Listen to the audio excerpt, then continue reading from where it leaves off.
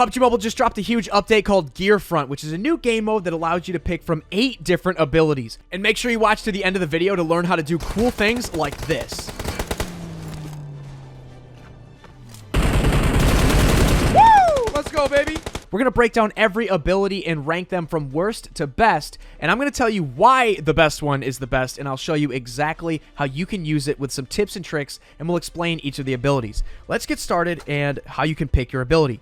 You can choose above the selection mode in the bottom left, and you have 8 different abilities. I'll break them down real quick, and we'll start with the worst one. And this is all my opinion, so let me know below which ones you guys like the best. But the first one that I think is the worst is the Lucky Backpack. So this just allows you to swap maybe like one item for another item. Let's say you pick up an M16. It kind of allows you to randomly swap to a different assault rifle. And you can only use it up to 5 times per match. The loot is so good that you're not really going to need to use the Lucky Backpack all that much. And it only increases your carrying capacity by 50. So it's okay, but it's really not the best. Second worst we have is Trace. When you shoot an enemy, it actually marks them for 5 seconds. But it's not super helpful because you already see the enemy and you can call it out for your teammates anyway. So seeing where they go after you shoot them is not really that important because it's only 5 seconds anyway, so you already know where the enemy is. It's not like being able to detect a camper like it was in the 3rd anniversary. So you actually have to hit them in order to trace them. Ranking in number 6 is the play zone analysis. So this one is not that great for most of us. Now, if you're like a hardcore rank pusher,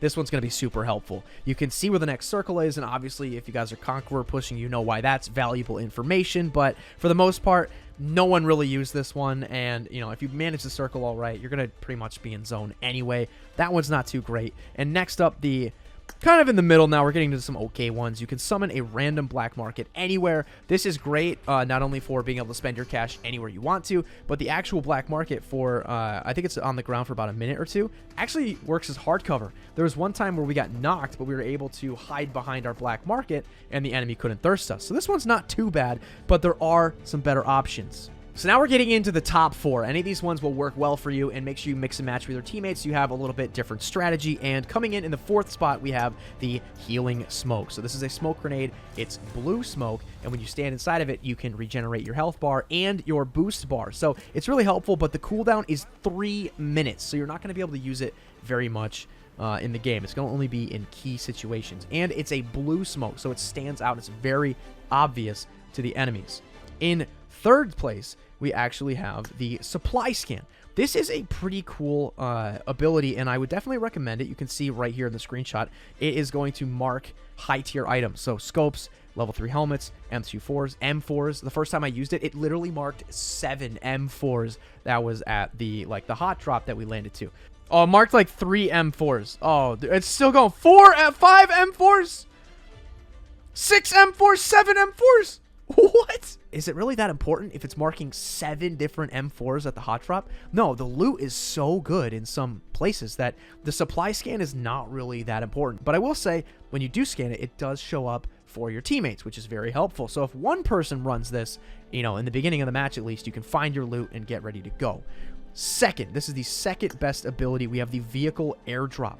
Also a cooldown timer of 180 seconds to 3 minutes, but when you have one player in your teammate that can on your team that can literally call in a UAZ, a level 3 UAZ at that, pretty much any time in the game, it's super helpful. We were calling them in. We would roll up on a team, get into a fight. My teammate would call down a UAZ. By the time we won the fight, it's on the ground, ready to go. Boom. And it calls it exactly where you're standing. And the best one, and we'll get into some tips and tricks for this one, is the Gliding Doll. I did not expect this one to be so good, but it offers so much mobility. You can jump off of rocks, glide down a hill. You can move much more quickly. You can jump up, and when you glide, you get a bit of a height boost, and you can actually get up into windows on 2nd floors. There's so much you can do with this. The versatility, while yes, all the other items kind of add to a little bit of strategy, maybe you know where the next circle is, or calling in a car, or maybe being able to get some items or whatever. They're a little bit more for like utility. When it comes to actual gameplay and changing the mechanics and how you can approach fights and adding new mobility to, you know, attacking a fight, this is the one that is the best. And I ran this almost all night. It was so much fun. I hit some disgusting clips, and I will show you guys some cool tips and tricks on how you can use the Gliding Doll. But with that being said, thank you so much for watching this video. I hope it helped. Hope you guys are enjoying this new Gear Front mode. I definitely am, and I'm happy that it's going to be in the game for the next 6 or 7 weeks. So make sure you guys leave a like and subscribe, and I will See you guys next time.